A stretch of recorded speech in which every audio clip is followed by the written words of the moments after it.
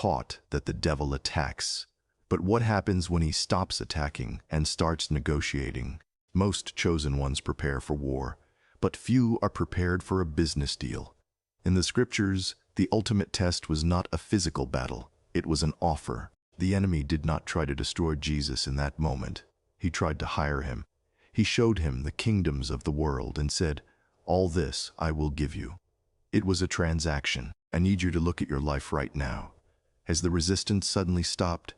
Have the blocks in your road vanished, only to be replaced by a path that looks golden but feels wrong? Maybe it is a shortcut to money, instant recognition, or a relationship that moves suspiciously fast. Be careful. When the devil cannot break you with pain, he tries to buy you with pleasure. This is the shift in tactics. He offers you these things because you possess a forbidden gift that he is desperate to acquire. He knows the spiritual economy better than you do, and he knows the value of what you carry. But he also knows he cannot steal your gift because the law of free will forbids it. He cannot snatch it from you by force. He requires your consent. He needs you to sign the contract. If you are facing a temptation that looks like a blessing, you are not being favored. You are being negotiated with. Today we are going to expose the price tag on your soul. Chosen one, pause for a second. If you felt a shiver while listening to that intro, that is your spirit recognizing a truth the world tries to hide from you. Do not let the enemy swipe this confirmation away from you the moment you click off. He loves it when you watch, nod, and then forget. Subscribe right now to lock in your spiritual frequency. Don't give the enemy the satisfaction of distracting you from the channel that was sent to wake you up. The nature of the forbidden gift. To understand why you are being negotiated with, you must first understand what you are holding. In the past, we have discussed your gift as the ability to remain pure in corrupt environments. That is true, but it is only the surface. Purity is the container. The substance inside that container is something far more dangerous to the kingdom of darkness.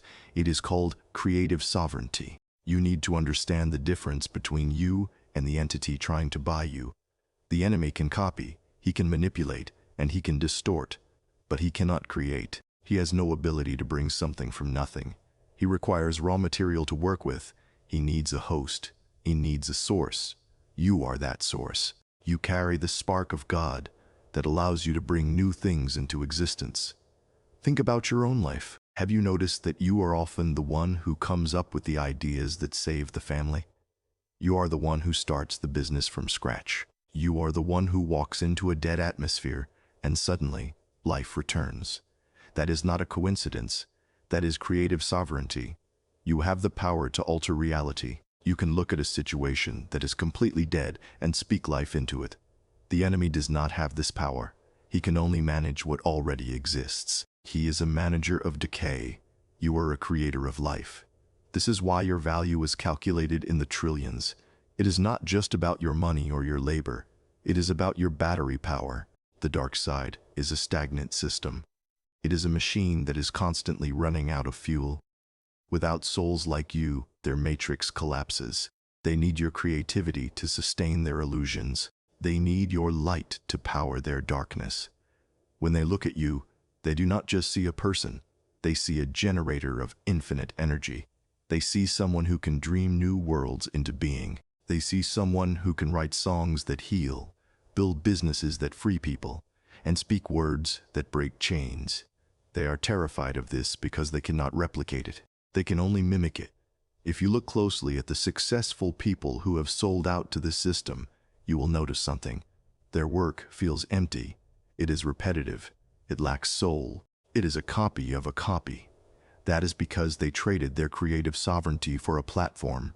They gave up the generator to become a battery for the system. This gift is called forbidden for a specific reason. It breaks the rules of their reality. The world system is designed to keep people in a loop: born, work, consume, die. It is a system of walls and barriers, but creative sovereignty allows you to create paths where there are walls. You are an anomaly in their code. When they say, "There is no way," your gift says, "I will make a way." When the economy crashes, you create a new stream of income. When the doctors say it is impossible, you manifest healing. You are dangerous to them because you are unpredictable. A person who can create is a person who cannot be controlled. If they fire you, you build your own company. If they silence you, you build your own platform. If they lock you out, you build a new door. This independence is what they are trying to buy. They do not just want your obedience. They want to confiscate your ability to create a reality that does not need them. They know that if you fully awaken to this power, if you realize that you do not need their permission, their banks, or their validation to exist, you become unstoppable. You become a creator made in the image of the creator. And to a system built on slavery, a free creator is the ultimate threat. This is why the offers are coming. They are not trying to give you something you lack. They are trying to get you to sign over the only thing that makes you real. They want the deed to your sovereignty. They want to turn the creator into a consumer. But now that you know what you are holding, you can see the negotiation for what it really is. A desperate attempt to acquire a power they can never possess on their own. The shift in tactics. You have spent years mastering the art of survival. You are used to the door being slammed in your face. You are used to people misunderstanding you, betraying you, and overlooking you. You have built your spiritual muscles, pushing against what we call ancient gates, barriers designed to keep you out.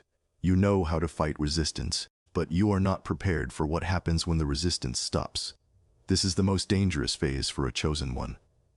The enemy has realized that attacking you is a waste of time. Every time he attacked you in the past, you just prayed harder. You got stronger. You dug deeper into your faith. The pressure didn't crush you, it turned you into a diamond. So, the kingdom of darkness has held an emergency meeting about you, and they have decided to change the strategy. They are moving from warfare to welfare. They are shifting from breaking you to bribing you. This new tactic relies on comfort. It relies on your exhaustion. The enemy knows you are tired of the struggle. He knows you have been waiting for your breakthrough. So, he manufactures a counterfeit breakthrough. He sends a Trojan horse. In history, the Trojan horse was a giant wooden gift left outside the city gates. It looked like a peace offering, a sign of victory. The people dragged it inside their walls to celebrate, not realizing that enemy soldiers were hiding inside it, waiting for everyone to fall asleep so they could destroy the city from within. The ultimate offering works the same way. It looks like a blessing, but it feels like a weight. This is your number one indicator. A blessing from God brings peace. It adds no sorrow. It feels light, even if it is a heavy responsibility. But the devil's offering comes with a strange heaviness. It arrives, and your stomach drops. Your logic says, this is amazing, but your spirit says, run. Be very careful when the road becomes suspiciously smooth. For a chosen one, friction is usually proof that you are moving against the current. You are a salmon swimming upstream. If the water suddenly stops fighting you, it might mean you have turned around and are now floating downstream with the dead fish. If the world suddenly loves you, if the doors are opening too easily, you need to pause and check the hinges. What are you agreeing to? Let's bring this down to real life. It often shows up as the job offer you have been desperate for. It pays double your current salary. It has the title, the prestige, the corner office. It looks like God finally answered your prayer. But the moment you walk into that building, your peace evaporates. The environment is toxic. You are asked to compromise on small things, to overlook a lie, to manipulate a number, to ignore an injustice. The money is deposited into your account, but your joy is withdrawn. You come home drained, irritable, and spiritually empty. That salary is not a blessing. It is hush money. It is a bribe to keep you too busy and too comfortable to fulfill your actual purpose. Or perhaps it shows up in your social life. You have walked a lonely path for a long time. Suddenly a new group of friends appears. They are cool, they are connected, and they welcome you with open arms. You finally feel like you belong. But listen closely to the conversation. They accept you, but they tear down everyone else. They gossip, they judge, and they live in low vibrations. To stay in the group, you have to laugh at jokes that aren't funny. You have to nod along with things you don't believe. You are trading your integrity for companionship. This comfort is a trap. It is designed to put your spiritual discernment to sleep. The enemy is not trying to break your bones anymore. He is trying to rot your foundation. He wants you comfortable enough that you stop checking the locks on your soul. He wants you so terrified of losing this new blessing that you will do anything to keep it, including selling out the very gift that got you there. Do not be fooled by the smooth road. The path to destruction is broad and easy, but the path to life remains narrow. Listen to me closely. I know you are used to walking this path in silence. I know you are used to watching from the shadows because you've been misunderstood and isolated for so long, but you didn't find this video by accident. Don't isolate yourself when God has finally brought you to your tribe. Hit that subscribe button right now. It is dangerous to fight these negotiations alone. Join the family that is fighting right beside you. The first offering. Let's talk about the specific way this negotiation happens, because for many of you, this is happening right now. The first major offering the enemy brings to a chosen one is called the compromised platform. To understand this, we have to look at your history. For years, you have likely felt invisible. You know you have a message. You know you have a talent. You know you have a solution that could help people. But every time you try to speak, it feels like the microphone is turned off. You write books nobody reads. You start businesses that struggle to get off the ground. You have the wisdom, but you don't have the audience. This is called the hidden season, and it is painful. It feels like rejection, but it is actually protection. God hides you to build your character before He releases your influence. But the enemy watches this frustration. He sees your desire to be heard. He sees that you are tired of shouting into the void. So, he opens a door. Suddenly the phone rings. The email comes through. The opportunity you have been dreaming of for 10 years just lands in your lap. It is the promotion to the executive level. It is the record label showing interest. It is the viral video that brings thousands of new followers overnight. It looks like your moment has finally arrived. The stage is set, the lights are bright, and the microphone is open. But there is a condition. It is rarely written in ink. It is whispered in the spirit. The entity offering you the platform says, "You can have the mic, but don't mention that. You can have the promotion, but you need to overlook this unethical practice we do with our clients. You can have the brand deal, but you need to stop talking about your spiritual values because it makes some customers uncomfortable. You can be the leader, but you cannot change the corrupt culture."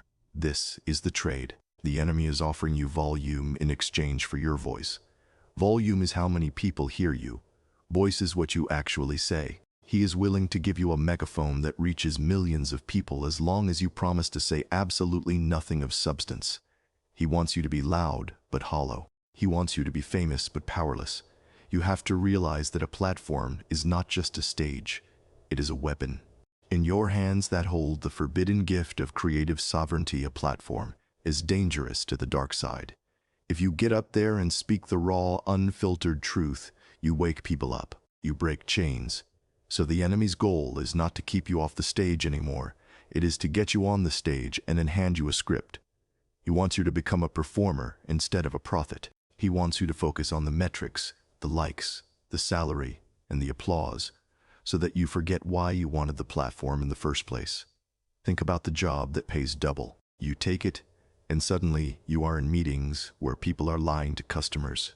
If you speak up, you lose the blessing. If you stay silent, you lose your soul. You are standing on a stage, but you are actually in a cage. You have the title, but you have lost your authority. This is the warning you need to write down. A platform without character is just a trapdoor waiting to open. When you accept a platform that you did not earn through integrity, or a platform that requires you to compromise your truth, you are standing on a trapdoor. It feels solid for a moment. You enjoy the view, you enjoy the attention, but because your character acts as the foundation and you traded your character to get there, there is nothing holding you up. Eventually, the floor will drop out, and the fall from a public platform is much harder than the fall from a private struggle. Do not be impressed by big doors that open easily. Do not be seduced by instant influence. If the price of entry is your silence on the things that matter most, the price is too high.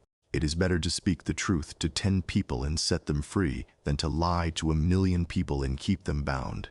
Keep your voice, even if it means sacrificing the volume. The second offering. If the enemy cannot buy you with a career, he will try to buy you with a person. This brings us to the second. And perhaps the most painful offering, the Solomon trap. We need to be honest about something that most spiritual people try to hide. If you are a chosen one, you are likely lonely. You have probably spent years feeling like an alien in your own family or a stranger in your own town. You see things others don't see. You feel things others don't feel. That depth creates a distance. You crave deep connection, but you live in a world of shallow conversations. This loneliness is your greatest vulnerability, and the enemy has a map of exactly where it hurts. He knows he cannot send a regular person to distract you. You would spot a toxic person a mile away. You have discernment. You know how to handle enemies, but you do not know how to handle someone who worships you. So the offer appears as the perfect partner. In spiritual communities, they often hijack terms like twin flame or soulmate to describe this. This person usually appears out of nowhere, right when you are at your weakest point of isolation. And the beginning of this connection does not feel like a trap. It feels like a miracle. They say all the right things. They tell you that they have never met anyone like you. They mirror your interests. They listen to your dreams for hours. They put you on a pedestal. For the first time in your life, you feel fully seen. You feel understood. You think, finally, God has sent me my person. But here is the hidden clause in the contract. They are not falling in love with you. They are falling in love with your light, and the price of their adoration is your isolation. The Solomon trap works slowly. It starts with the phrase, "It's us against the world." It sounds romantic, but it is actually a strategy of containment.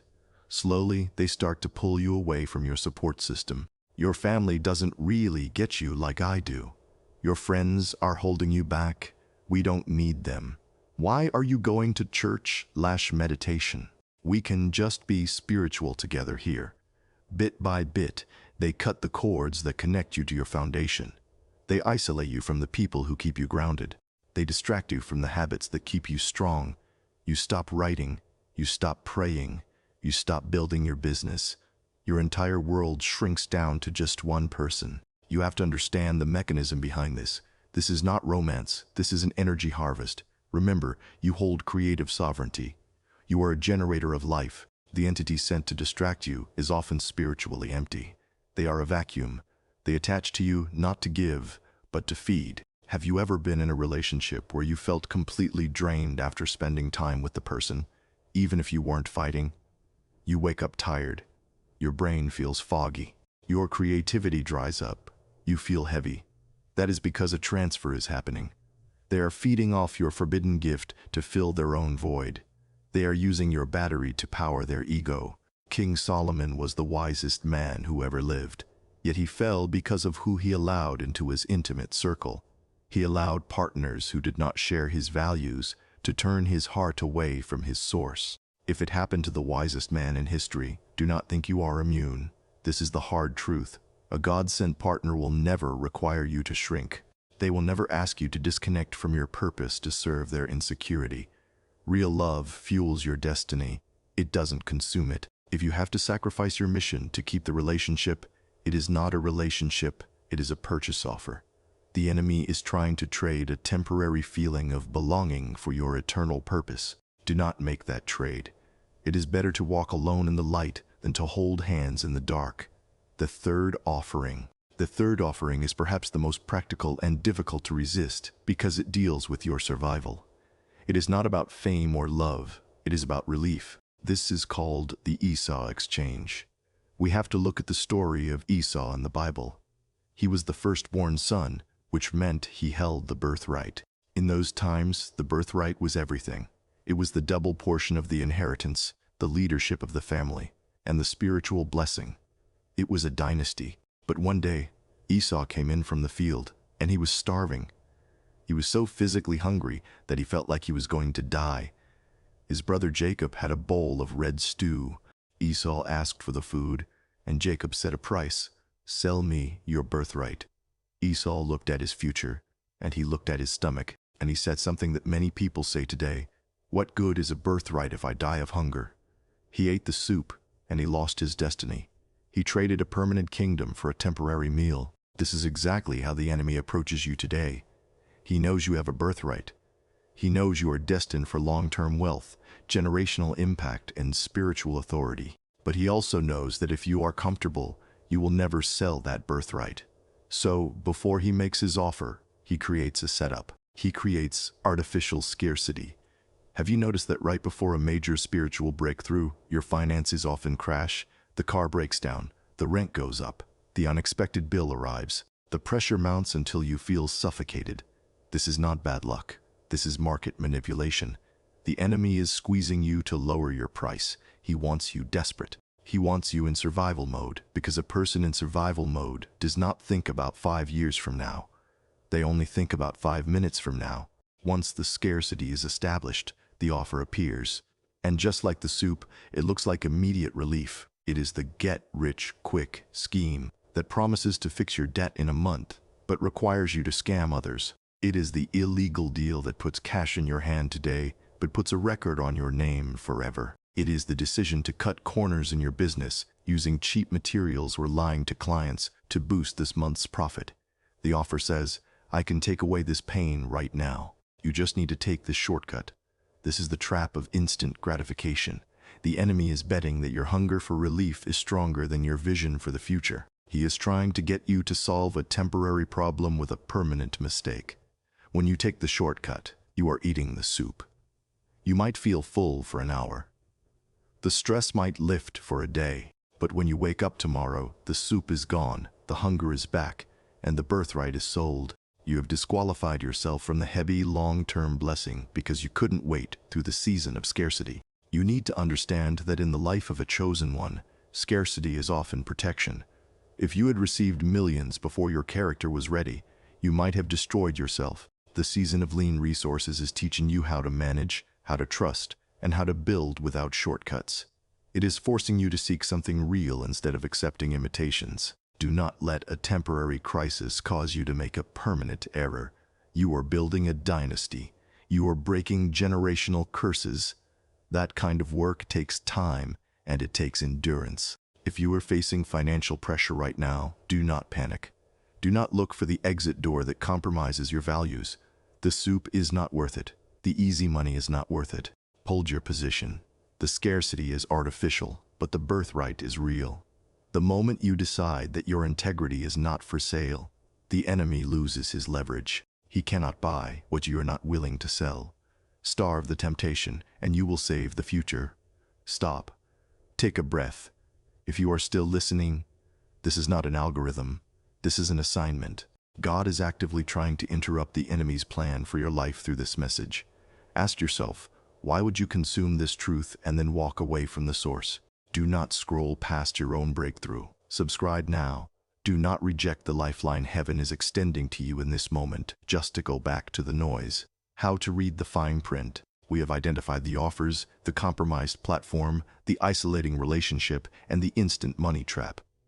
But how do you know in the moment if you are looking at a blessing or a trap? Sometimes the devil wraps his package so beautifully that it looks exactly like the answer to your prayers. He knows the Bible too. He knows how to counterfeit a miracle. You need a system to scan these offers. You need to learn how to read the spiritual fine print. This is where your forbidden gift actually helps you. Remember, you have the ability to remain pure in corrupt environments. That means you have a built-in alarm system. We call this spiritual discernment. It is not a magical feeling. It is a very practical gut check. When an opportunity lands in front of you, stop looking at the price tag and start looking at the terms and conditions. Here are the 3 specific signs that reveal who is really behind the offer. The first sign is urgency. The devil is always in a hurry. Why?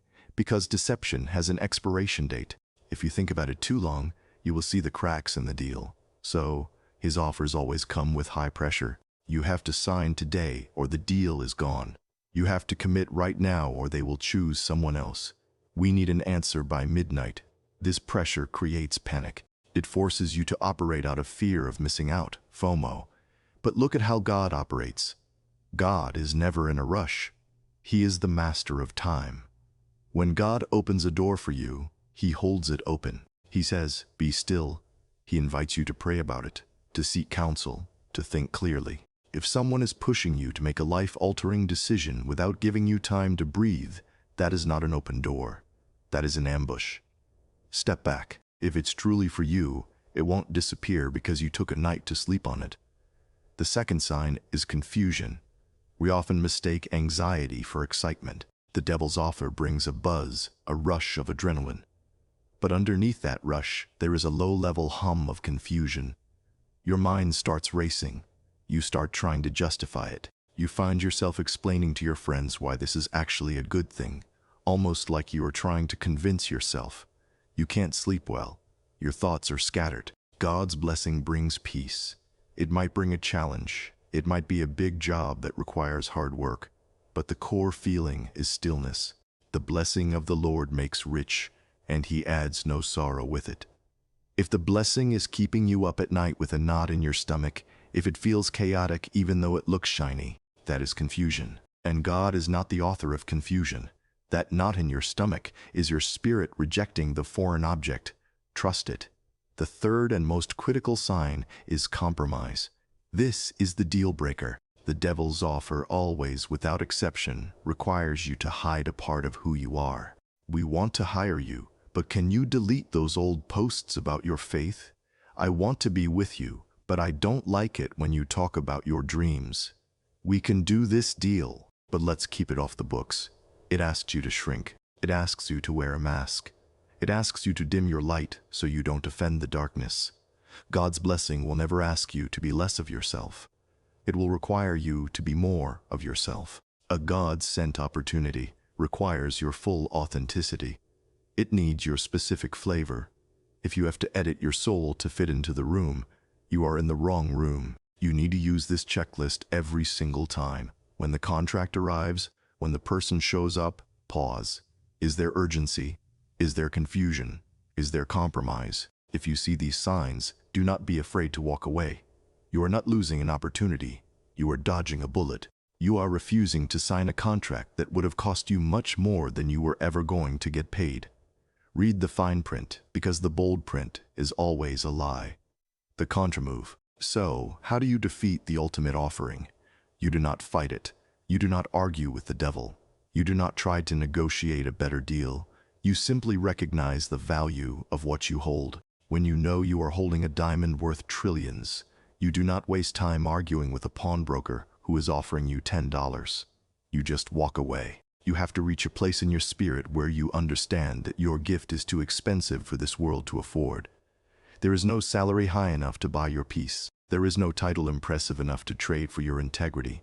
There is no relationship lonely enough to make you sell your soul. When you truly know the value of your creative sovereignty, the offers stop looking like temptations and start looking like insults. Here is the secret that the enemy hopes you never discover. He wants you to think that saying no is a loss. He wants you to think that by rejecting the offer, you are missing out on the good life.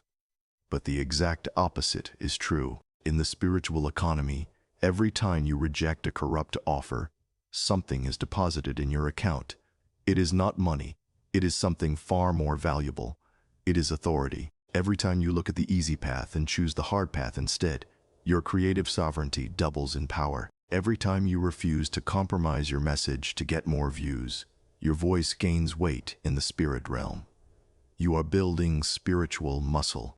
You are proving to heaven that you can be trusted with real power because you refused to sell out for fake power.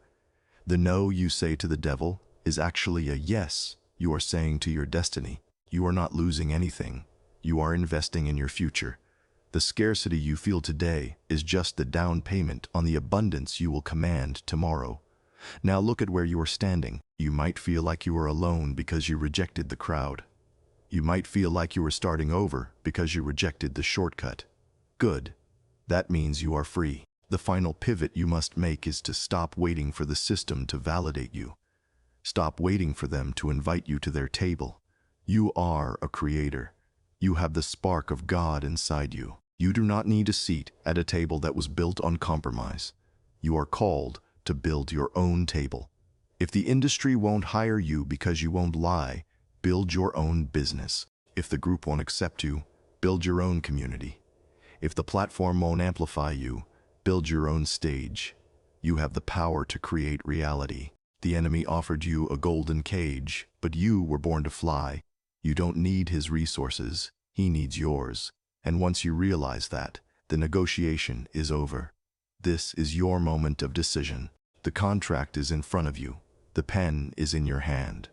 The world is watching to see if you have a price, but the heavens are watching to see if you know your worth. It is time to tear up the agreement. It is time to stop negotiating with darkness and start walking in your own light. If you are ready to make this declaration, if you are ready to tell the enemy that the negotiation is permanently closed, I need you to make it official right now.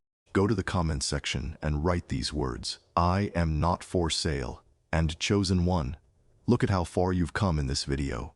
The fact that you are still here while others clicked off proves that your spirit is starving for this level of truth. Don't feed your soul today only to let it starve tomorrow. Subscribe before you leave. It cost you nothing, but missing the next revelation could cost you everything. Stay positioned for what God is doing next. Walk in that power.